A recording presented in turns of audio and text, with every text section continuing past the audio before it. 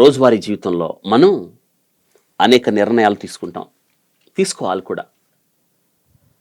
అయితే ఒక్కొక్కసారి మన నిర్ణయం జ్ఞానము లేకుండా తీసుకున్న నిర్ణయం అయితే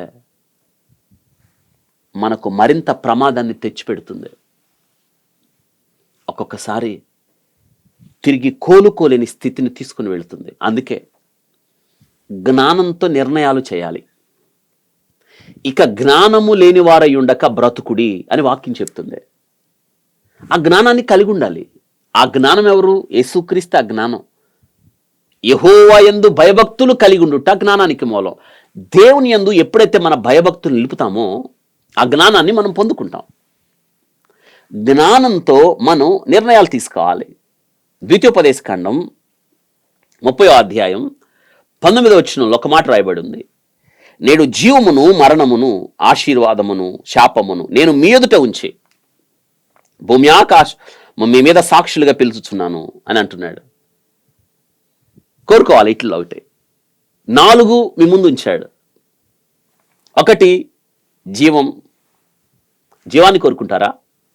2 మరణాన్ని కోరుకుంటారా? 3 ఆశీర్వాదాన్ని కోరుకుంటారా? 4 శాపం మీ ముందున్నాయి. నువ్వేది నిర్ణయించుకుంటావో, ఏది కోరుకుంటావో కోరుకో. నువ్వేదైతే కోరుకున్నావో సాక్షులుగా దేవుడు భూమి ఆకాశాలను పిలుస్తున్నాడు. నిర్ణయం నీదే. ఏం కోరుకుంటారు? జీవాన్ని కోరుకుంటారా? మరణాన్ని కోరుకుంటారా? ఆశీర్వాదాన్ని కోరుకుంటారా? శాపాన్ని కోరుకుంటారా?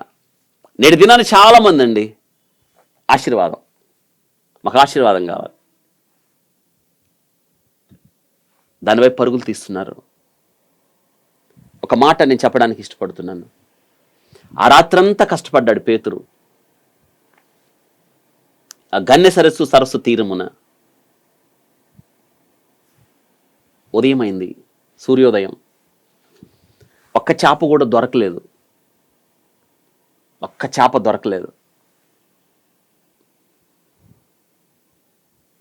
వాళ్ళకి అడుక్కుంటున్నాడు. ఇంకింటికి వెళ్ళిపోతాడు. అలసిపోయాడు, ప్రయత్నంలో విఫలమయ్యాడు, నిరాశ చెందాడు, ప్రయాస వృధా అయిపోయింది. ఒక్క చేప దొరకలేదు. ఒట్టి చేతులతో వెళ్తున్నాడు. పేతురు అపజయం నొందాడు. కానీ దేవునికి అలా ఇష్టం లేదు. పేతురుని అలా పంపించడం ఇష్టం లేదు. అందుకే ఆ ఉదయకాలం ప్రభు ఆ గన్నె సరస్సు తీరము నడుచుకుంటా వచ్చాడు. చాలా దోణులు ఉన్నాయి, కానీ ప్రభు అన్నిటిని దాటుకుంటూ పేతురు దగ్గరికి వచ్చాడు. ఎందుకంటే పేతురుకి దేవుని అవసరం ఉంది. పేతురు అపజయాన్ని దేవుడు విజయంగా మారుస్తున్నాడు. పేతురు దోణిని అడిగాడు, పేతురు ఇచ్చాడు.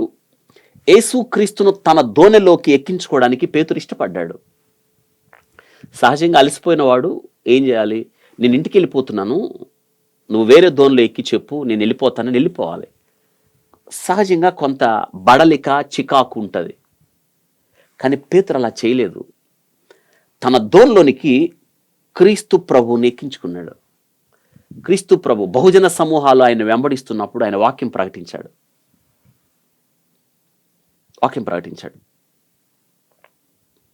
ఇప్పుడు పేతురుతో అంటున్నాడు, ఇప్పుడు దోణిను లోతుగా నడిపించి నీవు వలవై. పేతురు ఒక మాట అన్నాడు, బోధకుడా, రాత్రంతా ప్రయాసపడ్డాం, ఒక్క చేప కూడా దొరకలేదు. అయినను నీ మాట చొప్పున, లూకాసు వార్త 5వ అధ్యాయం చదవండి, మొదట వచనాల్లో, అయినను నీ మాట చొప్పున వలవేయుచున్నాను అని వలవేశాడు. అంతే, వలవేయడం ఆయన వంతైంది, లాగలేకపోయారు. పాలివారు వచ్చి లాగాలని సైకిల్ చేసినప్పుడు వాళ్ళు వచ్చి లాగారు. 2 దోణెలు నిండునంతగా చేపలు పట్టారు. రాత్రంతా ప్రయాసపడ్డాం, ఒక్క చేప దొరకలేదు. అయినను నీ మాట చొప్పున వలవేస్తున్నాము అని. నీ మాట చొప్పున వలవేస్తున్నాము. సొంత ఆలోచనతో, సొంత తెలివితో, సొంత నైపుణ్యంతో, సొంత అనుభవంతో చేపలు పడితే ఒకటి దొరకలేదు. కానీ నీ మాట చొప్పున వలవేసినప్పుడు చూసారా, దేవుడు దోణిలో లేనప్పుడు, దేవుడు దోణిలో ఉన్నప్పుడు 2 దోణెల నిండా విస్తారమైన చేపలు పడ్డాయి. వారి జీవితంలో అన్ని చేపలు ఎప్పుడు దొరకలేదు, అన్ని చేపలు ఎప్పుడు వారు పట్టలేదు. విస్తారమైన ఆశీర్వాదం వాళ్ళకి. ఒక్క చేప కూడా లేదనుకున్నప్పుడు దేవుడు విస్తారమైన చేపల రాశిని, ఆశీర్వాదాలని దేవుడిచ్చాడు. 2 రాసులు కుప్పలు పోశారు అక్కడ. పేతురు ఏం చేశాడు తెలుసా? ఆ దోణెల్ని, ఆ చేపల రాసుల్ని, నేను ఇలా అంటాను, ఆశీర్వాదాలని వదిలిపెట్టి, సమస్తమును విడిచిపెట్టి యేసు వెంట వెళ్ళెను. ఏం కోరుకున్నట్టు? ఆయనలో జీవం ఉండెను, ఆ జీవము మనుషులకు వెలుగై ఉండెను. పేతురు జీవాన్ని కోరుకున్నాడు, ఆయనలో జీవం ఉండెను. మీరు కోరుకోవాల్సింది ఏం తెలుసా? చేపల రాశి కాదు, మీరు కోరుకోవాల్సింది క్రీస్తు ప్రభుని. నేడు జీవమును కోరుకోండి, ఆయనే జీవాధిపతి. వింటున్నారా? ఎబ్బోకు రేవు దగ్గర యాకోబుకి ఎన్ని ఆశీర్వాదాలు ఉన్నాయి. యాకోబే అంటున్నాడు, ఒక్క కర్రతో యోర్దాను దాటాను, ఇప్పుడు ఇంతమందిని అయ్యాను, ఇన్ని ఆశీర్వాదాలు వచ్చినాయి. అన్నల కోపాన్ని చల్లార్చే ఆశీర్వాదాలు, అన్న కోపాన్ని చల్లార్చడానికి ఎన్నెన్నో బహుమానాలు ఇచ్చి పంపాడు. అసలు ఒక లెక్కలో చూస్తే ఏశావు కన్నా యాకోబుకే లోక సంబంధమైన ఆశీర్వాదాలు ఎక్కువ ఉన్నాయి. అన్నకిచ్చేంత ఉన్నాయి, కానీ వాటితో తృప్తి పడలేదు. ఎబ్బోకు రేవు దగ్గర ప్రభు పాదాలు పట్టుకుని కన్నీళ్లు కార్చి బ్రతిమలాడాడు. నిశ్చయముగా నువ్వు నన్ను ఆశీర్వదించితే తప్ప. ఏంటి ఆశీర్వాదం అంటే? ఇజ్రాయేలుగా మారడం, దేవునిని చూడడం, ఆయన కొరకు బ్రతకడం, ఆయన పేరు పెట్టబడడం. ఇదండి జీవాన్ని కోరుకోవడం. నేడు జీవమును, మరణమును, ఆశీర్వాదమును, శాపమును నేను నీ ఎదుట ఉంచి, నీ ఎదుట ఉన్నాయి, ఇప్పుడే ఉన్నాయి.